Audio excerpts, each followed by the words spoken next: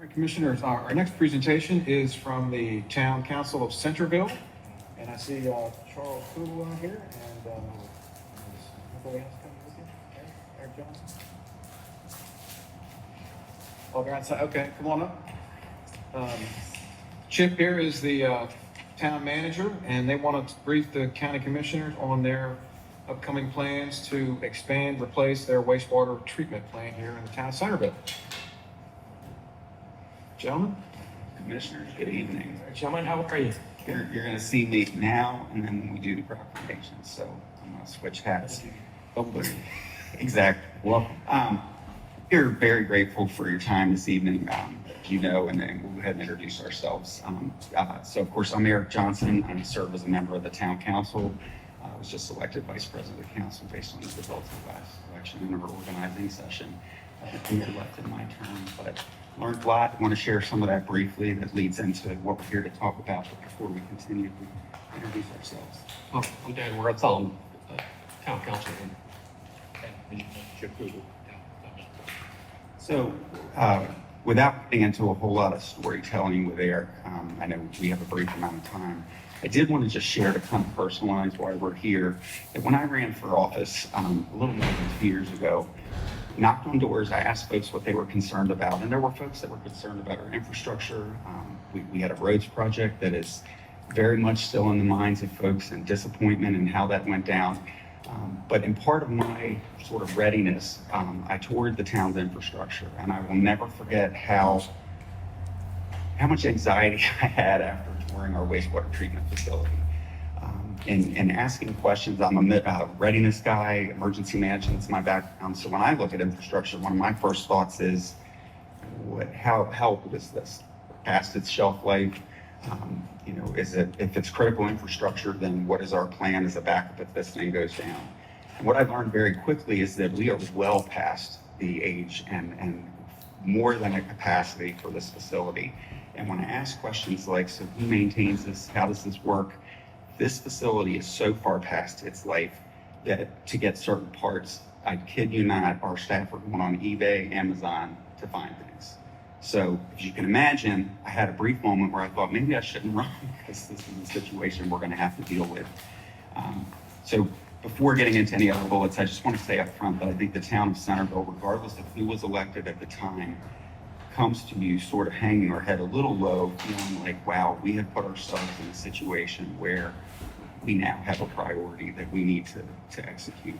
The good news is, and Chip's going to elaborate on this, we've raised a significant amount of money for a wastewater treatment facility replacement.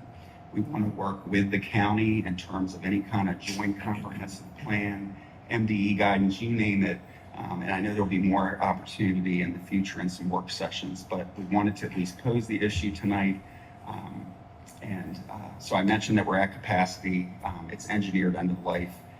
And what I'll do is I'll turn it over to Chip to kind of talk about the price tag that we're looking at, how much has been raised up to this point, and kind of how we can maybe work together in some work sessions in the future. So appreciate your time tonight.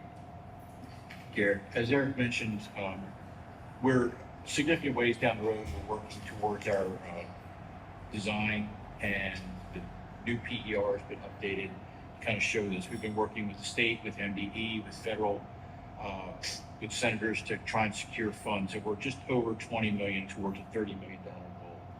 The pieces that we need in addition to the engineering, the designs, are the administrative aspects that MDE is going to look at.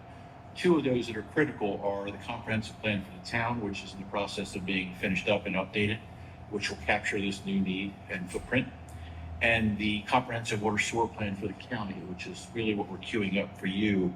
Is MDE is going to look at those two documents to say, this isn't just an off-the-cuff program that you're looking for money for and trying to do. This is part of the county's plan. This is part of the town of Centreville's plan.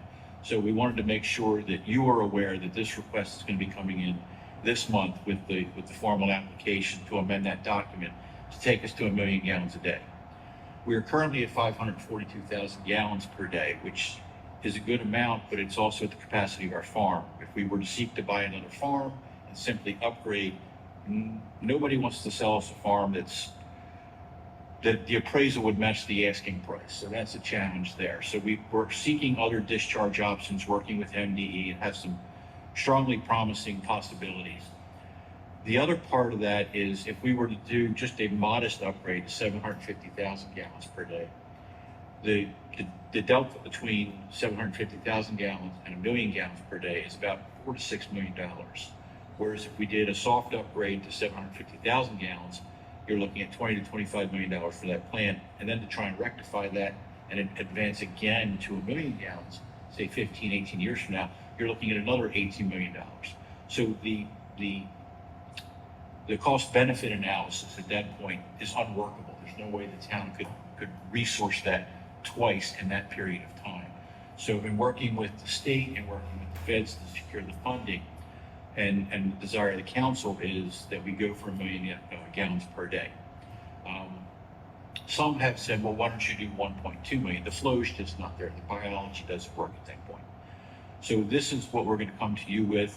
I know there's an information session prior to the public hearings on that amendment, and we can delve deeper into details with you then. But we wanted to bring that to your attention. If there's any documents or things you'd like to look at, Todd and I we're talking about having some regularly scheduled meetings that we can provide those documents. Or if you have any questions, just reach out to me directly or council. And two important takeaways, of course, are one, we're not just looking out for Centreville.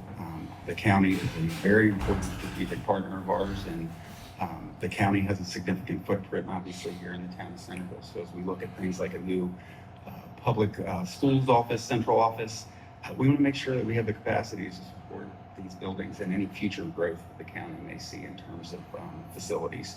And then the second takeaway is, I've already said this multiple times in our public settings, public meetings. If the lifespan of these facilities is approximately 20 years and we're in the middle of replacing one and expanding now, then the second we have the funding and we break ground, we're going to put a committee together to start working on the next one. Because I refuse, and I think I share a perspective among all 5 of us as council members. We don't want to deplete a different scenario than that to future council members. So we want to improve our partnership with you as commissioners in the county and do anything we can to really just be good partners. So we appreciate the opportunity. Yeah, so I guess just to reiterate what Chip said, what we're asking for is amendment to the county water and sewer plan. It's mainly just some text changes that would better describe what we're going to plan for our wastewater treatment plant. There's no map changes that we're requesting. So unlike with some amendments, we're not asking for expansion of sewer service area because it's already been approved for the municipal boundaries, and we don't have any annexations in the works. So That's what we got tonight. If you have any questions, and if not, we'll. Mr. Chair, you said about the farm. I'm assuming you're alluding to spray irrigation. Yes, sir. And did I understand you correctly? You said no one wants to sell you a farm? We have reached out to a number of local farmers, and it's the prices that we've been quoted are cost prohibitive. Yeah, We need probably in the area of 300. I think we're at 279 in our existence, and that would depend on the uptake of the field with testing. And the other parts of that, sir, are that when we talk to MDE about a spray field, we talk about different variables and different opportunities for discharge. We were able to divorce the discharge discussions from the plant capacity discussions because it was holding up any kind of design because we were trying to buy a farm first before we could move forward, further delaying things. And in one of the seminars that we went to in discussing things with MDE was that with climate change anticipating more and more frequent, heavier rainfall, that spray farms were going to become kind of a dinosaur, a more challenging, because when too much rain, we can't spray. And so we can't discharge, it ends up going into the Corsica. So we want to avoid in a way that's suboptimal, I'll put it to you that way. So the farm issue then becomes a secondary matter of the cost to run the piping to the farm, where you're talking about, in some cases, $1 million a mile. And finding a farm nearby was a challenge. Some have easements on them, furthering the challenges. So our footprint or our available footprint for exploration becomes very, very defined and very unmaneuverable. Gallons per day, well, 300 acres. I think our current farm was 279 acres, and that was about 514,000 gallons per day. And we do some stream discharge during the cooler months from December through March.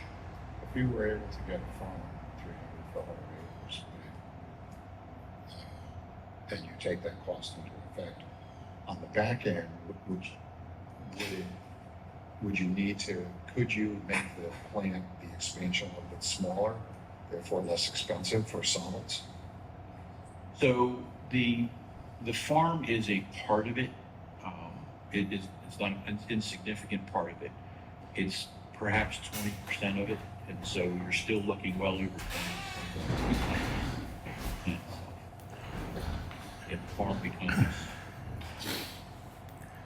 problematic, it can't be just any farm. It has to have the uptake. There are some that, if you look on one side of 301, there's a farm that would be fantastic, and just on the other side of that road, too much clay, and the uptake's just not there.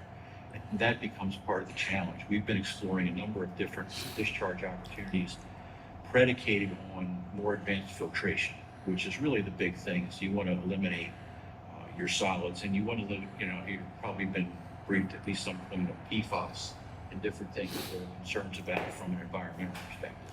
So looking at that, there are mechanisms now that we're exploring for our filtration that virtually your nitrogen and phosphorus are non-detectable.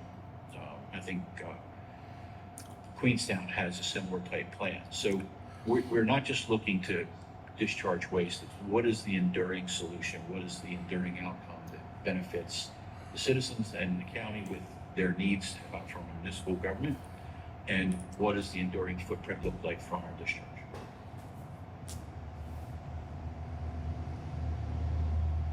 Thank you all very much for your time tonight, and we'll be having, of course, further dialogue and even more information to share. Thank you all. We'll look forward to receiving your application for the comprehensive water sewer plant amendment process.